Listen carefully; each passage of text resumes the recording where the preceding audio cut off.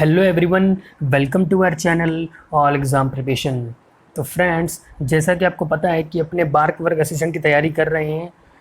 इससे पहले मैंने मैथ्स के 7 पार्ट डाल दिए हैं। आज का जो पार्ट है वो पार्ट 8 होगा। कौन सा पार्ट होगा? पार्ट 8 होगा। जिन्होंने भी अभी तक जो मेरी मैथ्स की क्लासेस हैं, टोटल मैंने 7 पार्ट्स डाले हैं अब तक। जिन्होंने वो अभी तक नहीं देखा वो प्लीज़ जाके देखें, वो आपके लिए डेफिनेटली हेल्पफुल होगा आपके एग्ज़ाम के लिए हैं। और जहाँ तक बात है एग्ज़ाम डेट की, तो अभी तक इसके रिगार्डिंग कोई इन्फॉर्मेशन नहीं है। जब भी आएगी मैं अपडेट कर दूंगा। बाकी आपकी पढ़ाई तो अच्छी चल ही रही होगी, ठीक है। और साथ ही साथ जो जीके की वीडियो है जनरल साइंस की, वो भी पड़ी हुई है चैनल पे ही, वो भी आप रेगुलर देखते रहे, है ना। और सेल्फ स्टडी तो करते रहिए, ठीक है। तो ये पार्ट 8 है आज का। स्टार्ट करने से पहले प्लीज़ आप चैनल को सब्सक्राइब कर लें, लाइक एंड शेयर भी कर दें, एंड साथ ही साथ टेलीग्राम चैनल को ज्वाइन कर लें ताकि जो भी पीडीएफ आपको प्रोवाइड हो जाएगी। ओके, तो स्टार्ट करते हैं आज के जो पहला मैं आपसे क्यूज पूछूंगा, ठीक है। इसका आप सभी कमेंट करेंगे क्या आंसर हो इसका, और हमेशा की तरह मैं जो आंसर सही होता है मैं पिन कर देता हूँ, और डाउट होता है तो मैं बता दे दूँगा, ठीक है, नेक्स्ट वीडियो में। बट ऐसा किसी को डाउट हुआ नहीं है, सब कर ही लेते हैं। फिर भी नहीं कर पाते तो मेरे को बता देना आप। देखो क्यूज देखो और आप करना। मैं क्वेश्चन पढ़ देता हूँ। If the diagonals of a rhombus are 10 centimetre and 20 centimetre respectively, if the diagonals of a rhombus are 10 centimeter and 20 centimeter respectively, then find its parameter। ठीक है, तो ये ह्यूज क्वेश्चन है, ये सभी करने हैं, सभी को आपको अटैम्प्ट करना है। और आंसर गलत है तो कोई दिक्कत नहीं है, मैं अगली वीडियो में बता दूंगा, कोई दिक्कत नहीं, ठीक है। अटैम्प्ट जरूर करना, ठीक है। स्टार्ट करते हैं आज का question. First question we have simplification, ठीक है। देखो करते हैं सॉल्व।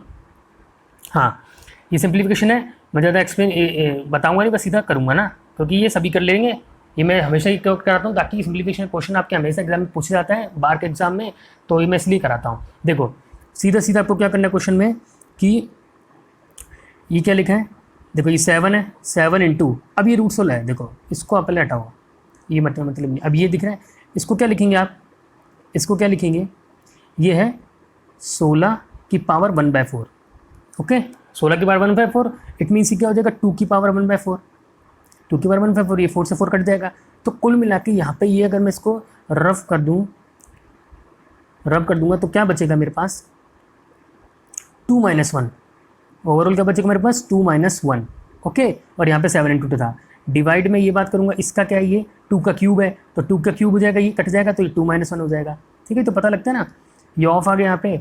अब ये देखो ये वाला सॉल्व करते हैं, तो ये रूट में 50 - 4 इंटू 0.25, तो 25 इंटू 4 इज़ 1।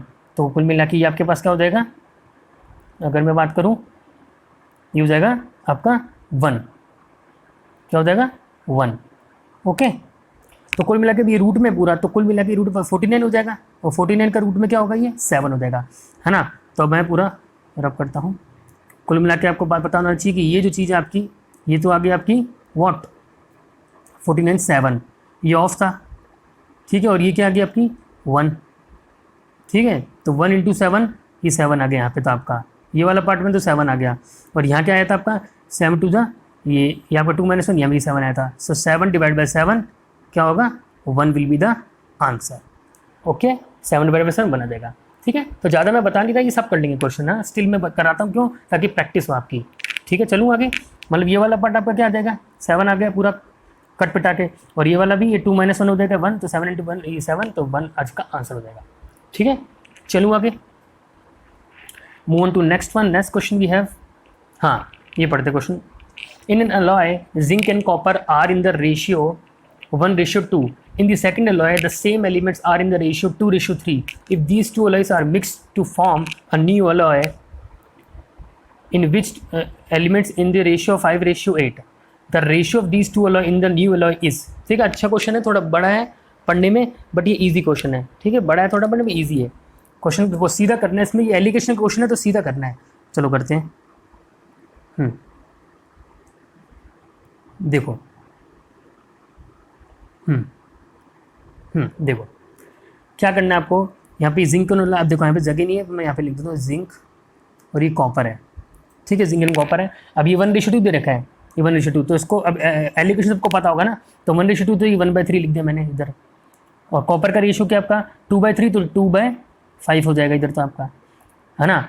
और बीच में क्या आ जाएगा, एलिगेशन लगाते हैं ना, ऐसे लगता है एलिगेशन। ये टोटल क्या देगा 5:8, तो 5/13, ठीक है। पता है ना आपको टोटल करना होता है, जैसे 1 है तो टोटल कितना 3, 2, टोटल कितने 5, दोनों को ऐड कर दो, फिर ये सबको पता है। अब एलिगेशन लगाओ, ठीक है। अब ये 2/5 माइनस 5/13, ये कितना हो जाएगा आपका, यहाँ लिख दूँ, ये हो जाएगा आपका 26 माइनस 25/65, ठीक है। और इधर क्या हो जाएगा 5/13 माइनस 1/3, ठीक है। ये माइनस करना है, ऐसे ऐसे माइनस करना है। ये हो जाएगा आपका 39 एलसीएम आ गया, तो 13 3 15 माइनस 13, ठीक है। तो ये जाएगा ये हो जाएगा आपका कितना, देखो वापस करता हूँ, है ना। तो यहाँ पे आ गया था 5/13 माइनस आपका आ गया था 1/3, तो ये 39 एलसीएम आ गया, 13 3 15 माइनस 3 बन 13, तो ये हो जाएगा 2/13। तो कुल मिला के आपका 1/65 और 2/13 ये आ गया आपका टोटल। मैं रफ कर देता हूँ इसको ना, ठीक है। तो क्या आ गया आपका आ गया 1/65 और इधर आ गया आपका 2/13। तो ये 13 5 जा 13 3 जा, तो ये इधर चला जाएगा और ये इधर, तो 3:10 क्या आ जाएगा, 3:10 ratio will be the answer of this question. Okay clear, क्या हो जाएगा आपका 3:10। क्लियर, इजी क्वेश्चन है, एलिगेशन लगाना है ना, सबको आता है, इसलिए मैं इसको बताऊंगा नहीं, बस आपको दिमाग में होना चाहिए कि एलिगेशन का क्वेश्चन आ जाए तो ऐसे सॉल्व करना है, ठीक है। Move on to next one, next question भी है, हाँ ये अगेन एलिगेशन क्वेश्चन है। देखो two alloys A and B contain gold and copper in the ratios of 2:3 and 3:7 by mass respectively. Equal ratio of alloy A and B melted to make an alloy C. The ratio of gold in alloy C is, है ना। वैसे ही question है उस type का, ये करते हैं solve. देखो टू alloys A में कंटेन गोल्ड एंड कॉपर 2:3 देखा है, तो यहाँ पे मैं लिख दूँ गोल्ड एंड कॉपर का रेशियो 2:3 दे रखा है, क्लियर। और यहाँ पे दे रखा है आपका दूसरी जगह क्या दे रखा है गोल्ड कॉपर का 3:7, ठीक है। इधर दे रखा है आपका 3:7, क्लियर। आगे क्या बोल रहा है, equal ratio of A and B, equal ratio, देखो इक्वल रेशियो बोल रहा है, A and B are melted to make an alloy C, combine C बना रहा है, उसका रेशियो क्या दे रखा है आपका, हाँ इक्वल रेशियो दे रखा है। हाँ अब देखो करना क्या है इस क्वेश्चन में, अब देखो ये कितना है 5 है और ये कितना है 10 है, ठीक है। अब इक्वल रेशियो बनाना है मेरे को LIC। अब देखो ये 5 है ये 10 है, अब इसको बराबर करना है, ये 10 है तो इसको 10 करने के लिए इंटू 2 से मल्टीप्लाई करना रहेगा, ये 2 से मल्टीप्लाई किया तो ये भी 2 से हो जाएगा ना, पूरा 2 से हो जाएगा, तो ये क्या हो जाएगा, ये क्या बन जाएगा आपका, देखो ये बन जाएगा 4 और ये बन जाएगा 6, 4:6 बन गया और ये 3:7, क्लियर है ना। अब ऐड कर दो गोल्ड को, कॉपर को, तो ये हो जाएगा 4 3 7 और ये हो जाएगा 6 7 13, तो 7:13 will be the answer of this question, 7:13, ठीक है। समझ में आ गया ना, ये आ जाएगा आपका ये वाला आंसर, ठीक है। ए, कोई डाउट तो नहीं है आपको, समझ में आ गया। देखो वापस बता देता हूँ, क्या करना था कि आपका ये जो आया था ये 2:3 और ये 3:7 था, तो ये 5 और 10 आ रहे थे इनको ऐड करने पर, तो उसको बराबर के लिए 2 से मल्टीप्लाई इसको तो करना ही पड़ेगा, तो ये 2 से मल्टीप्लाई किया तो टोटल आपका क्या 4:6 आ गया था, हैं, और इधर आ गया आपका 3:7। अब आपको क्या करना है, गोल्ड ऐड कर दो और कॉपर ऐड कर दो, तो 7:13 will be the answer, clear. चलूँ आगे, नेक्स्ट क्वेश्चन भी है, ये अच्छा क्वेश्चन है ना, इंपॉर्टेंट है। इन ए जू there are rabbits and pigeons. If the heads are counted, there are 200, and if legs are counted, there are 580. How many pigeons are there? क्या बोल रहा है, if the heads are counted, there are 200, and if legs are counted, there are 580. How many pigeons are there? करते हैं solve. देखो क्या करना है आपको, क्वेश्चन को देखो, अब देखो टोटल 200 है, क्या लिखा, if the heads are counted, there are 200, ठीक है। अब देखो क्या करना है, पीजन ये रैबिट है, ठीक है। तो मैं मान लेता हूँ एक्स पीजन है, अपने को ये नहीं पता ना कितने पीजन है, ठीक है, नहीं पता ना अपने को, तो ये पता है कि if the heads are counted there are 200 and if legs are counted there are 580, कितने पीजन है वही तो निकालना, how many pigeon are there, तो मैंने एक्स मान लिया, तो ये एक्स है तो वो कितना हो जाएगा 200 माइनस एक्स, कोई डाउट, ठीक है। अब बात करता हूँ मैं किसकी? अब देखो यहाँ पे क्या लिखा है, if legs are counted they are 580, मतलब अगर मैं लेग्स की काउंट करूँगा दोनों की, पीजन प्लस रैबिट, तो टोटल 580 है। तो आपको भी पता है कि अब पीजन की लेग्स कितनी होती है, 2, ठीक है, और अपनी रैबिट की 4, ठीक है। तो अब मैं इसको ऐड कर दूंगा दोनों को, तो टोटल कितने इसके बराबर दे रखा है, 580 के बराबर दे रखा है। क्लियर हो रहा है, समझ रहे हो ना आप मैं क्या कह रहा हूँ? ठीक है, क्या मैंने ये बोला कि मेरे पास, मैंने मान लिया कि एक्स पीजन है, अगर एक्स पीजन है तो वो कितने हैं, रैबिट 200 माइनस एक्स है। अब मैं कह रहा हूँ कि दो जो हैं पीजन के लेग्स होते हैं, ठीक है, और 4 आपके कितने होते हैं, 4 रैबिट के होते हैं, ठीक है, 4 लेग्स। तो टोटल ये 580 के बराबर दे रखा है, टोटल ये 580 के बराबर लिखा है ना, लेग्स आर काउंटेड, तो ये 580 के बराबर दे रखा है, ठीक है। अब इसको इक्वेशन को सॉल्व करनी, बस आंसर आ जाएगा, ठीक है। मैं रफ कर देता हूँ, ठीक है। अब देखो, अब सॉल्व करना है, क्या करना है, तो मेरे पे इक्वेशन कहते 2x प्लस 4 200 माइनस एक्स, ठीक है, बराबर 580, ये गिवन था 580 वाला, तो 2x प्लस ये 800 माइनस 4x बराबर 580, ठीक है। तो इसको सॉल्व करेंगे तो कितना आ जाएगा, ये 2x और ये 580, 800 में से 580 में 220, तो x आपका कितना आ जाएगा, 2x कितना आ जाएगा अपना 220, है ना, करो माइनस, 220 ही आएगा ना, 800 580, हाँ 220 आ गया, ठीक है, क्लियर। तो x आपका कितना आ गया 110। अब ये x क्या है, ये x क्या है, जो मैंने स्टार्टिंग माना पीजन ही तो माना था x, तो x अब टोटल पीजन कितने हो गए आपके 110, टोटल पीजन कितने हो गए आपके 110। अगर पीजन 110 है, पीजन अगर आपके 110 आए हैं, तो रैबिट कितने होंगे, कितने, तो 200 में से माइनस कर दो 110 को, कितने हो जाएंगे 90, तो 90 हो जाएंगे आपके वॉट, रैबिट, ठीक है, 90 होंगे आपके रैबिट, ठीक है। तो how many pigeons are there, तो आंसर क्या हो जाएगा आपका 110, क्लियर। चलूँ आगे, कोई डाउट है ना, तो 110 विल बी द आंसर, 110, कोई डाउट नहीं है ना, समझ में आ गया ना। और रैबिट बोल रहे तो 90, क्लियर है ना। फिर भी कोई डाउट हो तो मैं बता दूंगा, वैसे मैंने ढंग से तो समझाया आपको, कोई दिक्कत नहीं है, ठीक है। बाकी और भी मेथड्स होते हैं, बट मेरे को जो सबसे अच्छा मेथड मेरे को लगता है वही मैंने आपको बताया, ठीक है। और भी मेथड होते हैं, इसके काफ़ी मेथड बन सकते हैं। तो टोटल पीजन की बात हो तो 110, और टोटल रैबिट की बात हो तो 90, ठीक है। और ये मैंने ये याद रखना कि ऐसे बताया कि अब रैबिट है, पीजन है, पीजन की 2 टांगें होती है और रैबिट की 4 होती है, तो उस हिसाब से मैंने इसको सॉल्व किया, इक्वेशन बना ली। और 580 क्या दे रखा है, 580 क्या है, total legs of pigeon and rabbit equals to 580, ये वो दे रखा है, ठीक है, 580। चलूँगा आगे, नेक्स्ट क्वेश्चन भी है, due to 25% fall in the rate of X, one can buy 2 dozen X more than before by investing by 162. The original rate per dozen of the X is, ठीक है। अब देखो क्वेश्चन ये भी हो रही है, अब देखो due 25% fall in the rate, अब प्राइस में 25% रेट हो गया। अब मैंने आपको बताया कि 25/100, इट मीन्स 25 4 जा, तो पहले कोई चीज़ 4 की थी, अब वो 3 की होगी, प्राइस घट गया, ठीक है। तो ये प्राइस है 4 की थी, अब वो 3 की होगी, प्राइस घट गया ना 25%, तो अब प्राइस घट गया तो कंजप्शन क्या होगा, बढ़ेगा, ये ऑब्वियस है, consumption will increase, consumption will be increase, if price is decrease then consumption will be increase, है ना।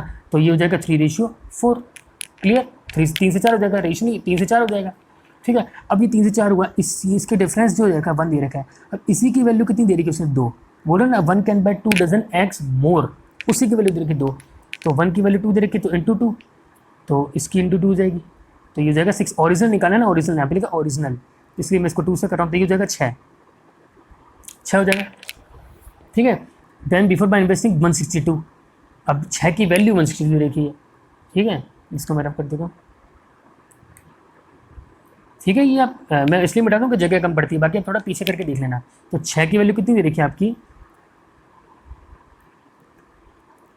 6 की वैल्यू कितनी दे रखी है 162, क्लियर। तो ये हो जाएगा 6 2 12 642 इंटू 27 हो जाएगा, क्लियर, क्योंकि आपको ओरिजिनल पर डजन निकालना है। तो 6 की है तो पर डजन के लिए एक डजन, पर डजन मतलब 1 डजन कितना हो जाएगा 27, मतलब 162/6, तो 27 आज का आंसर हो जाएगा, क्लियर। वापस जल्दी जल्दी बता देता हूँ अगर नहीं समझ में आया। मैं ये कह रहा हूँ कि 25% रेट में फॉल हुआ है। इट मीन्स प्राइस क्या हो गया, प्राइस आपका 4 से 3 हो गया, ठीक है, फास्ट बताऊँगा, 4 से 3 हो गया तो कंजम्पशन 3 से 4 बढ़ जाएगा। अब 3 से 4 बढ़ा तो उसी की वैल्यू जो है वो 1 कैन बाय 2 डजन्स मोर, ठीक है, ज़्यादा, ठीक है। अब देखो खुद सोचो, आप प्राइस घट जाएगा किस चीज़ का तो कंजम्पशन अब ज़्यादा नहीं जाएगा, प्राइस बढ़ जाएगा तो कंजम्पशन घट नहीं जाएगा, खुद सोचो। तो यही यहाँ पे प्राइस घट गया, कंजम्पशन बढ़ गया, इट मीन्स कि 2 डजन एक्स मोर ले लिया, तो ये तो उसकी वैल्यू 2 दे रखी इंटू 2, तो ओरिजिनल निकाले तो इंटू 2 मैंने ऐसे कर दिया, तो 6 और 6 की वैल्यू 162 दे रखी है, और पर डजन निकालना है तो 162/6 तो 27 रुपीज़। क्लियर, चलूँ आगे।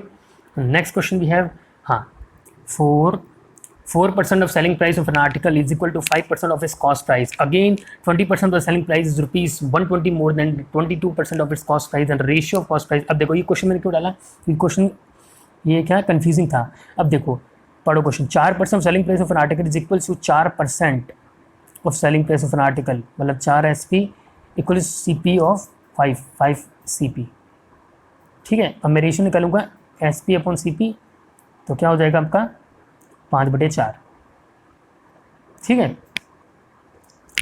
क्लियर। अब ऑप्शन में भी कह देगा 5/4 है तो गलत हो जाए, क्यों, तो पहले ये तो क्योंकि यहाँ पे लिखा cost price and selling price, ratio किसका बोल रहा है, CP टू SP का, तो उसका हो जाएगा answer 4/5, 4:5 will be the answer, ठीक है। ये चीज़ तो मैंने बता दिया आपको, और ये सब नोटिस भी कर लेंगे, तो 4:5 आ जाएगा इसका। अगर मैं CP/SP निकालूंगा, CP/SP बोला ना उसने, तो 4:5 आंसर हो जाएगा। ये ढंग से पढ़ना एग्जाम में, ये मत कर देना, ठीक है, 4:5, ठीक है, ठीक है। अब बात ये है कि क्वेश्चन लोग स्टूडेंट्स पढ़ेंगे और टाइम वेस्ट करेंगे, क्यों, क्योंकि अगर मैं इस लाइन को अगर मैं काट दूँ, अगर ये लाइन ना हो फिर भी ये क्वेश्चन सॉल्व हो रहा है, ठीक है। वो सीधा बोल रहा है 4% ऑफ सेलिंग प्राइस, सॉरी ये नहीं आपको काटना, आपको सिर्फ ये लाइन काटनी है, यहाँ से अगेन से लेकर ये वाली, ये है ना, सीधा है। अगर 4% selling price of an article is equal to 5% of इस कॉस्ट प्राइस, ठीक है, तो ये इक्वल किया मैंने, बाकी परसेंट तो कट ही जा रहे हैं, तो सीधा बोल रहा है कि रेशियो क्या होगा CP टू SP का, तो 4:5। इस लाइन का कोई मतलब ही नहीं है, इस पर आप टाइम वेस्ट नहीं करें तो ही बढ़िया है, क्योंकि इससे कुछ मतलब नहीं है, इसलिए मैंने क्वेश्चन डाला था ताकि स्टूडेंट्स कंफ्यूज हो। अब ये क्वेश्चन ये लाइन पढ़ते रहेंगे और क्वेश्चन उनको लगेगा बड़ा है, कंफ्यूज हो जाएंगे, टाइम वेस्ट हो जाएगा, क्वेश्चन छूट जाएगा, तो इस लाइन का कोई मतलब नहीं है। सीधा क्वेश्चन था, सीधे उसने पूछा तो मैंने सीधा दोनों को बराबर कर दिया, उसने बोला है इक्वल्स, ठीक है। चलोगे तो 4:5 will be the answer of this question, ठीक है। Move on to next one. Next question भी है, ये अच्छा क्वेश्चन है। A man wants to invest rupees this in bank account of his 2 sons, है ना, whose ages are 12 years and 16 years in such a way so that they will get equal amount at an age of 120 years at the rate of 33 compound annually. Find the share of your younger son. अब देखो क्या बोल रहा है, they will get equal amount at an age, they will get equal amount at an age of 120 साल, जब तक भी दोनों 120 साल के नहीं रहते, जब 120 साल के जाएंगे तो इक्वल अमाउंट इनको मिल जाएगा। They will get equal amount at an age of 120 years, ठीक है। अब 12 साल उनकी है, एक की बंदे की 12 साल है और दूसरे की है 16 साल। तो देखो क्वेश्चन सॉल्व कैसे करना है, वो है इक्वल अमाउंट है ना, इक्वल अमाउंट दिया। अब देखो कैसे करना है क्वेश्चन, तो मैं मान लेता हूँ लेट्स से PY यंगर की और P वो ओल्डर की, ठीक है।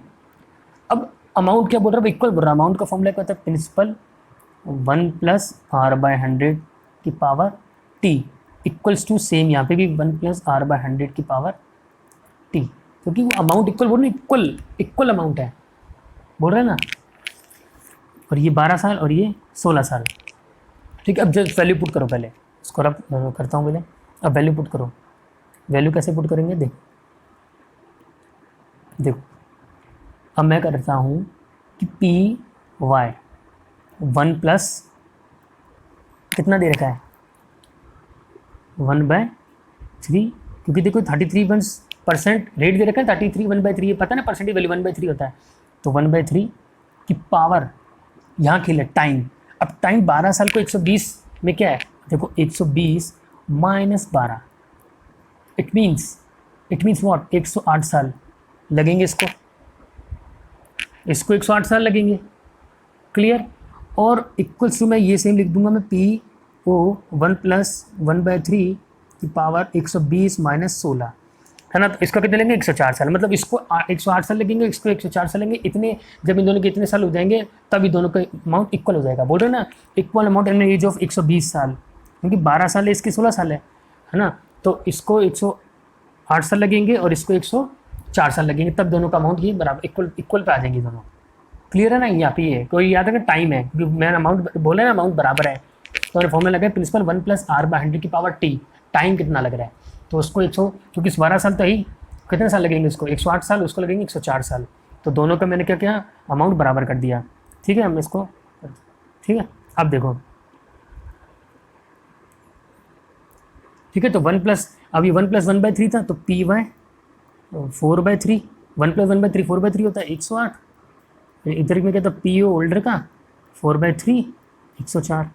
ठीक है, अब PO/PY निकालो, P/PO निकालो। तो PO/PY निकालूंगा मैं, क्या आ जाएगा PO/PY निकालूंगा तो क्या आ जाएगा 4/3 की पावर 4। क्लियर है ना, 4/3 की पावर 4। यार ये पता है ना 4 कैसा है, ये पावर क्या होगी माइनस होगी ना, 108 - 104 4। ठीक है, अब इसको पावर कर दो जो दे रखा है, मैं इसको पहले जगह नहीं है।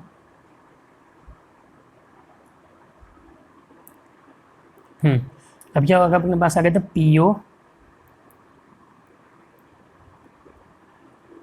PO/PY बराबर 4/3 की पावर 4 था ना। तो 4 की पावर 4 कितना होता है 256, और वो कहता है 81। अब इसको ऐड करो कितना होता है ये 7 8 5 13 और 337। अब 337 की वैल्यू कितनी दे रखी है। अब man wants to invest 16,850 in a bank owner for his 2 sons. तो टोटल वैल्यू कितनी 337 कितनी दे रखी है 16,850। ठीक है, तो अभी 337 ये किसने होगा 5 से होगा ना, 535 + 3 तो इंटू 5 मतलब 50 इंटू 50 हो जाएगा, तब आ जाएगा 16,850 है। वो क्या बोल रहा है यंगर क्या है ये कि ये यंगर वाई 81, तो 81 into 50 means 4050। Clear 4050 A will be the answer. Clear हुआ कि नहीं, हो गया होगा ना क्लियर, कोई दिक्कत नहीं है। तो आंसर क्या आ जाएगा आपका 4050। ठीक है, क्योंकि मैं बता रहा हूँ आपको PO/PY था आपका 256/81, तो ये यंगर ही तो है। अब यंगर है तो इंटू 50 ये भी हो जाएगा, तो ये हो जाएगा 4050। अगर वो बोलता ओल्डर तो इसको भी इंटू 50 से कर देते हैं, पर यंगर का बोला है यंगर सन। क्लियर है ना, सीधा सीधा क्वेश्चन था, बस मैंने जो क्वेश्चन में लिखा है वो बोला है कि 12 साल है उसका 16 साल है, टोटल 120 साल, equal amount in age of 120 साल, तो उसको 108 साल लगेंगे, उसको 104 साल लगेंगे। दोनों अमाउंट का बराबर कर दिया मैंने, दोनों का अमाउंट बराबर करते ही रेट दे रखा था 33/1/3 मतलब 1/3, तो दोनों का अमाउंट बराबर किया तो आंसर आपका आंसर आ गया। ठीक है, फाइंड द शेयर, तो उसका हो जाएगा इतना 4050, और उसका जो बचे जो अगर उसका यंगर का निकाला ओल्डर का निकाला तो इंटू 50 से भी करके देख लो, तो दोनों का आ जाएगा। ठीक है, 4050 will be the answer.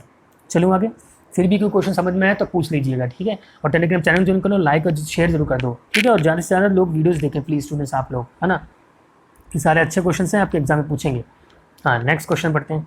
4 horse's are टेदर्ड, हाँ टेदर्ड मतलब हाँ चारों कोनों पर इसी कोनों में बांधा जाता है, टेदर्ड है ना बांधना, कॉर्नर्स में बांधा हुआ है। ठीक है, ये कॉर्नर्स में, ठीक है ना, of a square plot of 42 metre so that they just can not reach one another. ठीक है, so the area left unengaged, क्या लिखे हैं चारा नहीं थोड़ा दिख नहीं रहा है, हाँ द एरिया लेफ्ट अनगेज्ड। ठीक है, कौन सा मतलब जो नहीं खा पाएंगे वो अनगेज है ना, जिसे चारा नहीं जा सकता, वो कौन सा पार्ट है। अब देखो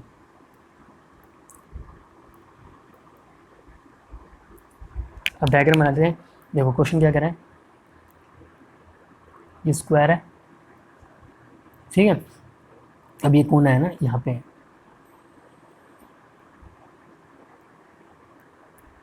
अब ये क्या कह रहा है कि 4 कॉर्नर स्क्वायर प्लस 42, अब ये 42 दे रखा है। ठीक है, सब 42 ही है ना, ये सब 42 दे रखा है, 42 मीटर का। ठीक है, सो that they can not reach one another, चारों और कोने में बांधे हुए हैं, द एरिया लेफ्ट एंगेज। अब देखो चारों कॉर्नर्स में, ठीक है, अब ये थोड़ा डायग्राम ढंग से नहीं बन रहा है ना, तो उसको आप प्लीज़ माइंड मत करना ना, तो डायग्राम में सही पता है ना। तो एक यहाँ पे बांधा हुआ है, तो ये यहाँ पे इतना कर सकता है हॉर्स, इधर वाला इतना, इधर वाला इतना पोर्शन है, और इधर वाले का इतना ही पोर्शन कर सकता है।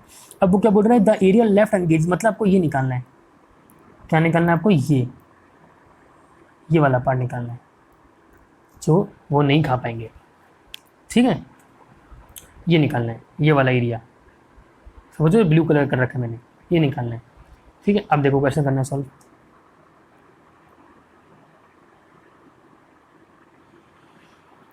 बेसिक बता दिया, अब देखो तो हम जल्दी से वापस बनाते तो, ठीक है। अब ये 42 था पूरा, ये 42 था, तो ये कितना हो जाएगा, 21, 21 हो जाएगा, क्लियर, 21 आधा अंदर हो जाएगा, ठीक है। अब ये देखो, ये जो ये दिख रहा है, ये देखो आपको ये निकालना है, तो कैसे निकालेंगे, ये पूरे में से अगर मैं ये माइनस कर दूँ तो ये आ जाएगा ना, अगर पूरे में से मैं ये माइनस कर दूँ, अब ये दिख रहा है ना, ये पूरा सर्किल बन रहा है ना, सर्किल बन रहा है, देखो ये पूरा जो सर्किल बन रहा है 360 है, 360 डिग्री है ना, पूरा सर्किल बन रहा है। अब ऐसे कर लो, ये 90 डिग्री है, ये 90 है, ये 90, ये 90 है, क्योंकि ये स्क्वायर है तो स्क्वायर के सारे एंगल ये क्या होते हैं, 90 डिग्री होते हैं, तो 90 इंटू 360, तो ऐसे ही पता लगा लो, ठीक है। ये पूरा सर्किल बन रहा है, 360 डिग्री होता है, ठीक भी रहा है आपको 90, तो सर्किल का एरिया क्या होता है, पाई आर स्क्वायर, है ना, पाई आर स्क्वायर होता है, तो 22/7 इंटू आर स्क्वायर, रेडियस कितनी थी, 21 इंटू 21, क्योंकि टोटल पूरा 42 है, 7 3 सा, तो इसको सोल्व करेंगे, 21 इंटू 3, 63 इंटू 22, 3 2 6 2 12, 3 2 6 2 12, तो ये हो जाएगा आपका 6 7 1786, तो ये आ गया 1386, 1386, तो ये आ गया 63/22, ठीक है। जगह कम है, ये मिटाना पड़ेगा, तो पाई आर स्क्वायर वाला तो अपना क्या आ गया, पाई आर स्क्वायर से सॉल्व करके हुए, तो आपका आ गया 1386, क्लियर, मतलब ये आ गया। और हमारे को पूरे का भी तो निकालना, तभी तो निकलेगा, अगर मैं इसमें के समझा रहा हूँ आपको कि पूरे में से आप, ये पूरा दे रखा है, इस पूरे में से आप अगर ये माइनस कर देंगे तो ये आ जाएगा ना, अनगेज वाला पार्टी तो निकालना है, ये आ जाएगा ना। तो पूरे का क्या है, ये स्क्वायर है, स्क्वायर का एरिया क्या होता है, साइड का स्क्वायर, साइड कितने 42, तो 42 का स्क्वायर कितना होता है, करो सॉल्व, याद होना चाहिए आपको, 42 का स्क्वायर कितना होता है, ये सबको याद होना है, टिप्स पे कितना होता है बताओ, करो, 17 या 42, 1764 होता है, ठीक है, 1764, ठीक है। तो 1764 आ गया आपका 42 का स्क्वायर, और 1386 आपका इसका आ गया जो सर्किल बन रहा था, तो माइनस करेंगे तो क्या आएगा, ये 8, ये हो जाएगा आपका 7, हो जाएगा 3, तो 378 मीटर कहाँ है, ये first, A will be the correct answer, समझ में आ गया। तो आंसर क्या हो जाएगा इसका, ए 378 मीटर स्क्वायर, क्लियर। बहुत बेसिक क्वेश्चन था, बहुत इजी क्वेश्चन था, सब कर लेंगे, ठीक है। बस बात ये थी डायग्राम बनाने की, कैसे बनेगा, तो आपको बीच वाला पार्ट निकालता है, अनगेज वाला, ठीक है। तो पूरा स्क्वायर का एरिया, साइड स्क्वायर, और वो सर्किल बन रहा है 90 90 है, सर्किल बन रहा है, तो उसका पाई आर स्क्वायर, उसमें से उसको माइनस कर दिया तो बीच वाला पार्ट आ जाएगा, क्लियर। तो 378 metre square will be the answer, ठीक है। मूव टू नेक्स्ट वन, ये क्वेश्चन है, ये पढ़ते हैं। In triangle ABC, D and E are points on AB and AC respectively, such that D is parallel to BC and D divides the triangle ABC into two parts of equal areas. Then ratio of AD and BD, AD ratio BD करते हैं। देखो ये बनाया, अब वो क्या बोल रहा है, D and E are points on ABC, ये ABC है, DE parallel to BC, DE है ना, डी ये डी इधर डी आएगा, इधर ये आएगा, D E parallel to B C, parallel है, divide triangle A B C into equal areas, ये बोल, ये देखो ये मेरे इक्वल एरियाज से डिवाइड कर रहा है, जो B D divide B divide कर रहा है ट्रायंगल को इक्वल एरिया से, मतलब 1:1 में, ऐसे मान लो 1:1 मतलब एरिया 1:1 मान लो, इक्वल एरिया में, है ना। अगर इसका टोटल अगर 2 है, टोटल अगर 2 है तो ये 1 और 1 है, इक्वल एरियाज में कर रहे हैं, 1 और 1 मान लो ताकि इजीली कट हो जाए, 1 और 1। The ratio of A D and B D, A D और रेशियो और बी डी का रेशियो निकालना है। अब खुद सोचो आप, ए डी और बी डी का रेशियो निकालना है। अब देखो थोड़ा अच्छा क्वेश्चन, दिमाग लगाना, वापस मिटा रहा हूँ, एक साफ बनाता हूँ ना, फिर देखते हैं क्वेश्चन करते हैं।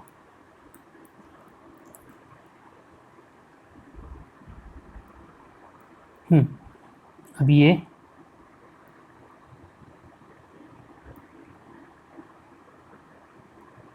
सॉरी, ये वापस बनाना पड़ेगा। बनाया। क्लियर।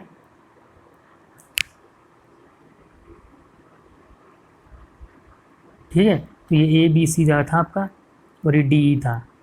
ठीक है, अब मैं कह रहा हूँ इक्वल एरिया है, तो मतलब इसका वन एरिया है। टोटल कितना है? 2 है। अब क्या बोला, then the ratio of A D and B D is. अब मेरी बात सुनो कि रेशियो निकालना है ए डी और बी डी का, मतलब साइड जो निकालनी है, साइड का एरिया दे रखा है। अब देखो, अगर एरिया एक दे रखा है तो साइड क्या हो जाएगी इसकी? रूट ही होगी। अगर किसी, अब मान लो इसका एरिया पूरे ट्रायंगल का, पूरे इसका वन है, इसका वन, इक्वल पार्ट्स है, पूरे ट्रायंगल का एरिया 2 दे रखा है, 2 है रखा है, तो साइड क्या हो जाएगी इसकी? रूट 2 नहीं जाएगी क्या? साइड रूट 2 जाएगी ना साइड, जब एरिया स्क्वायर में तो साइड का एरिया का 2 है, तो साइड हो जाएगा रूट 2, एरिया 1 है तो रूट 1 है ना। तो ए डी निकालना, ए डी, तो ए डी कितना है? 1 है, तो साइड को देखिए रूट वन तो 1 ही होता है, 1 हो जाएगी। और बी डी निकालना है, दैट मीन्स बी डी निकल के पूरा कितना है? ए बी कितना? 2 था, पर ये तो एरिया था पूरा टोटल, साइड निकालने तो रूट 2। ठीक है, तो ये क्या हो जाएगा? ये 1, अब ए डी ये हो गया 1, और बी डी निकालना है तो रूट 2 - 1, ये निकालना है तो रूट 2 में से -1 कर दूंगा मैं, रूट 2 - 1, तो ये आ जाएगा। क्लियर। तो आंसर क्या हो जाएगा इसका? बी। समझ में आ गया ना आपको? आंसर क्या हो जाएगा इसका? 1:√2 - 1, बी आंसर आ जाएगा। क्लियर। वापिस बता देता हूँ, मैं ये कह रहा हूँ कि अगर जब ये बोल रहा है इक्वल एरियाज में डिवाइड कर रहे हैं, तो मैंने इसका 1 मान लिया। ठीक है, 1 तो अब ये इसका 1, इसका टोटल कितना है? इस ट्रायंगल का एरिया क्या हो जाएगा? 2। ठीक है, अब मैं टोटल एरिया इसका 2 है, तो साइड का क्या हो जाएगा टोटल का? रूट 2, और इसका भी क्या हो जाएगा? रूट 1 मतलब 1 हो गया, साइड का 1 और 1। ठीक है, 1 हो जाएगा, 1 नहीं मतलब, है ना, 1 हो जाएगा। अब मैं ये कह रहा हूँ कि आपको क्या निकालना था? ये और ये निकालना था, तो ये तो 1 आ गया। बी डी क्या निकालना है? रूट 2 में से -1 करेंगे, रूट 2 में से टोटल रूट 2 था, उसमें से ये माइनस करेंगे तो ये आ जाएगा, तो रूट 2 - 1, तो 1:√2 - 1। ठीक है, साइड का निकाल। क्लियर है ना? एरिया अगर ये तो साइड ये हो जाएगी। The ratio of A D और बी डी का क्या हो जाएगा? साइड निकाल लिया ना, ए डी और बी डी, तो टोटल रूट 2 आ गई, ये 1 था तो ये निकाल लिया मैंने, वो रूट 2 - 1 और ये 1 था ही। क्लियर, समझ में आ गया ना? इक्वल एरियाज है, ये पॉइंट पढ़ना, इक्वल एरियाज है। चलूँ आगे। नेक्स्ट क्वेश्चन देखो। Two circle touch each other externally at P, A B is direct common tangent to the two circles A and B are points of contact, PAB is 35, that ABP। हाँ देखो, ये question करते हैं। देखो, two circles is externally, ये externally है ना। Two circle A B is direct common tangent, direct common tangent है ना, ये कॉमन टेंजेंट है, टेंजेंट तो पता है ना सबको। A and B at the points of contact, ये ए है और ये बी है, ए एंड बी पॉइंट है।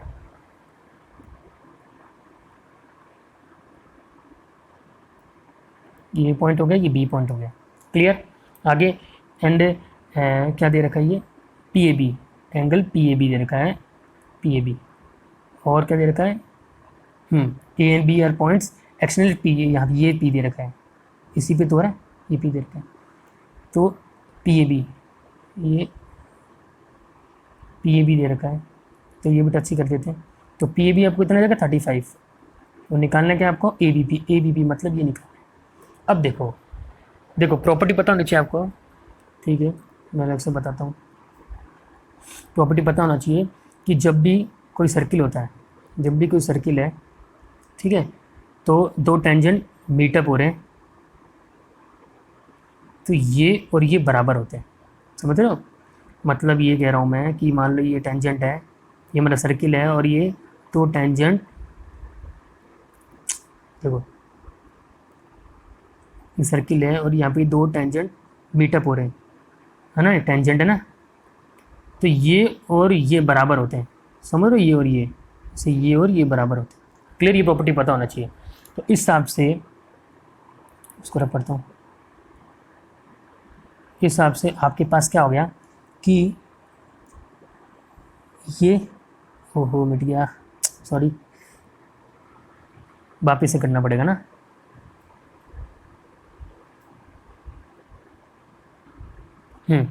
बनाते जल्दी जल्दी। ये बी और ये पी दे रखा था अपने को, ये ऐसे दे रखा था। तो मैंने आपको क्या बताया कि वो टेंजेंट, अगर दो टेंजेंट मीटअप हो रहा है तो वो दोनों बराबर होते हैं। हाँ, दूसरी प्रॉपर्टी भी बताओ नीचे आपको कि ये डायमीटर है ना, ये डायमीटर है। तो ये रेडियस क्या होती है कि बराबर होगी ना, ये डायमीटर है तो ये रेडियस है, ये भी रेडियस, ये तीनों बराबर होगी, ठीक है। और ये जो हो जाएगा वो 90 डिग्री हो जाएगा। क्लियर, समझ में आ गया मैं क्या कह रहा हूँ? मैं ये कह रहा हूँ कि अगर ये डायमीटर है तो ये रेडियस होगी ना, ये रेडियस बराबर होती है ना। और ये जो एंगल हो जाता है ये 90 डिग्री होता है ना, पता ना, डायमीटर से ये वाला जो है 90 डिग्री बन जाता है। तो सिमिलरली ये कि ये क्या बन जाएगा, 90 डिग्री बन जाएगा। मैं आपको ये समझा रहा हूँ, ये 90 डिग्री बन जाएगा। क्यों? क्योंकि टेंजेंट है ना, ये और ये तीनों बराबर हो जाएंगे, समझ रहे हो? ये भी बराबर हो जाएगा, ये भी बराबर हो जाएगा, ये तीनों बराबर हो जाएंगे। मैं रेड पेन का यूज़ करता हूँ, फिर मैं जाता हूँ।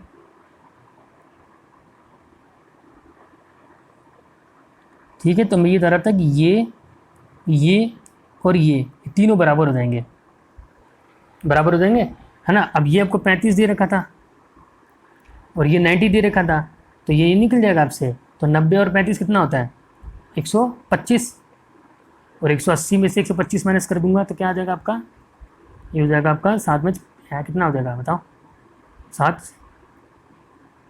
55।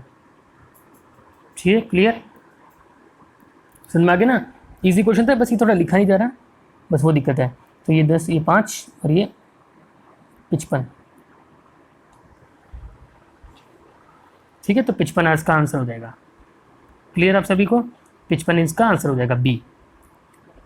क्लियर, वापस बता दूं अगर नहीं समझ में आ रहा तो। देखो मैं ये कह रहा हूँ, ये है, ठीक है, टेंजेंट था, ये था। तो मैं ये कह रहा हूँ कि ये जो चीज़ थी, ये क्या है, टेंजेंट, ये मीटअप हो रही है, तो ये तीनों बराबर हो जाएंगे। ये तो तीनों बराबर होगा तो इट मीन्स ये 90 डिग्री हो गया, ये 90 डिग्री हो गया। ये दे रखा था आपको 35, तो मैंने सीधा ये निकाल लिया 55 डिग्री। क्लियर, 55 डिग्री आंसर हो गया। प्रॉपर्टी आपको बता दी है कि जब भी ऐसी कंडीशन आती है, दो टेंजेंट मीटअप होते हैं तो ये और ये बराबर होता है। इसलिए ये दो टेंजेंट हो रही थी मीटअप, तो ये और ये बराबर हो गए तीनों, है ना। और ये डायमीटर वाला बता दिया मैंने, ये तीनों बराबर होते हैं, तो ये 90 डिग्री बन जाता है। क्लियर, आई होप आज का सेशन आपको पसंद आया होगा। सेशन पसंद आ रहा हो तो प्लीज़ लाइक कर देना, शेयर कर देना, टेलीग्राम चैनल को ज्वाइन कर लेना, ठीक है। और जितनी भी मैं जब करवा रहा हूँ आपको वीडियोस, प्लीज़ आप यही करके जाना, एग्जाम में आपको यही क्वेश्चन मिलेंगे हमेशा की तरह, ठीक है। और उसकी PDF में डाल दूंगा, ठीक है। सो आज के इतना ही, thank you so much, bye bye.